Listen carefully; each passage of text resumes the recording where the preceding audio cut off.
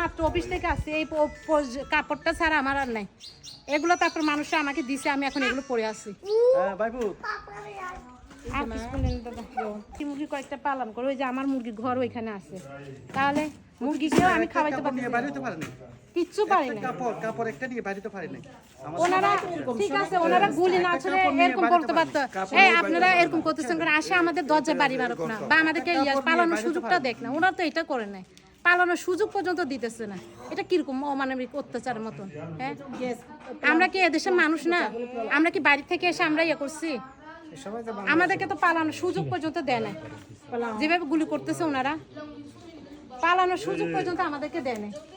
কিন্তু এখন আমার এমন অবস্থা, কেউ যে যে আমাকে দিছে, আমি এটা পরে আমার ইজ্জত বাঁচে দিতেছে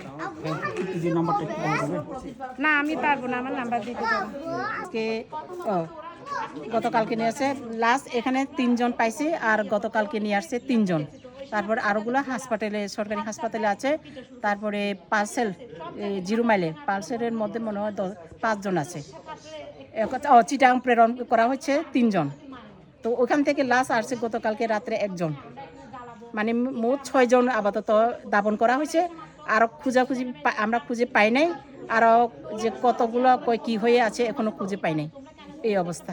মোট কজন হবে তাহলে? প্রায় 15 থেকে 20 জন এরকমের মধ্যে আছে, এখন কোনো খোঁজ খবর নেই। যুদ্ধ বলতেছি কেন, এখানে আমি যেদিন ঘটনা ঘটছে এর পরের দিন এসে আমি একটা ছাগলকে এমনভাবে ছাগলটাকে কোপাইছে, ছাগলটা মরতেও পারতেছে না, বাঁচতে পারতেছে না। তাহলে ওনার কিভাবে গুলি করছে? আর গুলি যদি এতটাই না করতো তাহলে এতগুলো মানুষ কেন মরছে? তাহলে এটাকে 71 যুদ্ধ বলা মানে না? হ্যাঁ, ওরা যদি সেনাবাহিনীর প্রশাসনের যেখানে গুলি ছুড়ুক না, ওনারা ফাঁকা গুলি ছুটতে পারে, রুবিট গুলি ছুটতে পারতো, কিন্তু ওনারা ওইটা করে না। ওরা সরাসরি মানুষ মারে গুলি ছুটছে। তাহলে এই গুলিগুলো কেন শুরু হয়েছে? ওনারা কি ইয়া করতে পারতো না? হ্যাঁ, আমাদের পাহাড়ি ছেলেদেরকে থামানোর জন্য অনেক কায়দা ছিল না ওনাদের, কার্বন গ্যাস ছাড়ুক না, কিন্তু ওরা তো এগুলো করে নাই। ওনারা সরাসরি গুলি করবে কেন? গুলিটা তো ওই দিক থেকে আসছে, ওনারা তো ওই দিক থেকে আসছে। আমাদের পাহাড়ি ছেলেরা যদি আসেও, ওদের হাতে ছিল লাঠি ছোটকা, আমাদের হাতে এত কোনো অস্ত্র নেই। পাহাড়ি ছেলেদের মধ্যে ইট বা লাঠি ছোটকা ছিল, অস্ত্র সবগুলো তো গুলিগুলো আসছে মেন রাস্তা থেকে। তাহলে ওখান থেকে গুলি ছুড়ে এখানে অনেক মানুষ নিহত হয়েছে, লাশ পড়ে আছে, এমনকি মেয়েরাও পর্যন্ত ওইখানে গুলি খাইছে। তাহলে এটাকে কি বলবো, বলা যায় 71 যুদ্ধ থেকে এটা কি কম কিছু? আর কিছু বলবো না দাদা, আমি প্রথমে বলে ফেলছি দাদা, তার বলতে চাইতেছি না আমি, না প্রথমে ওইটা তো বলে ফেললাম আমি। এখন আপনাদের কি অবস্থা, মানে যারা ত্রাণ দিতে আইছে? আমি তো তার নেওয়ার ইচ্ছা নাই, আমি তো ফকির না, আমার চাকরি আছিল, ব্যবসা আছিল, এগুলো এখন কিছু নাই। যেহেতু আমার তার নেওয়ার ইচ্ছা নাই, আমাকে যদি সরকারের ভাবে উপযুক্ত, আমি না, আমাদের যারা এখানে ভুক্তভোগী, যারা এই ঘটনার ভুক্তভোগী, আমরা চাই যে আমাদেরকে পর্যাপ্ত পরিমাণে আমাদেরকে সরকারি সাহায্য দেওয়া হোক। আমরা যেন আগের মতন আমাদের ব্যবসা করে আমরা আবার যার মতন আমরা কর্ম করে খাইতে পারি। আমরা সরকার থেকে চাইতেছি যে আমাদের জন্য যে উপযুক্ত যেগুলো ক্ষয়ক্ষতি পূরণ হয়েছে এগুলো যে আমাদেরকে পূরণ করে দেওয়া হোক। আমরা সরকার থেকে, মানে এখান থেকে কারোর থেকে তার নিয়ে সারা জীবন চলতে চাই না, নিজের কর্ম করে নিজের ব্যবসা করে আমরা আবার খেতে চাই।